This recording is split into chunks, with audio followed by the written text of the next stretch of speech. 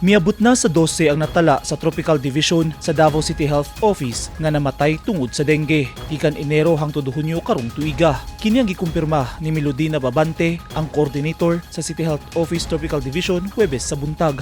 Gikan sa lain-laing barangay sa Davao City ang mga namatay sa dengue. Siyam ka mga barangay ang gikonsidera sa City Health Office nga hotspot area sa dengue.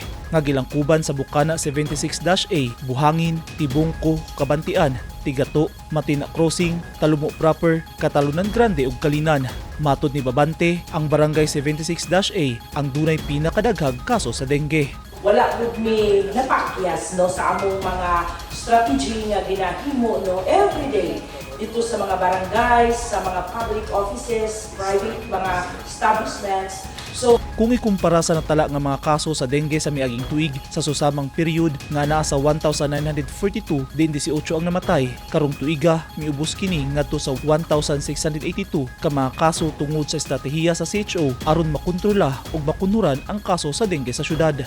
So napababa gid nato ang atong kaso slightly pero dili na gyud ingon nga para sa una nga ang Davao City is the number one contributor nga kana bang syudad no sa Davao region. Nasayran nga hangtod karon wala pay Mosquito Bourne Disease Task Force ang ubang barangay. Apil na niini ang Bukana 76-A nga maoy naguna sa daghang kaso sa dengue. Sa 182 ka mga barangay sa Davao City, 56 pa lang ka mga barangay ang nakamugna og Mosquito Bourne Disease Task Force. Matod ni Babante, ulahi nga referral ang sagad hinungdan nga nung mamatay sa dengue ang pasyente.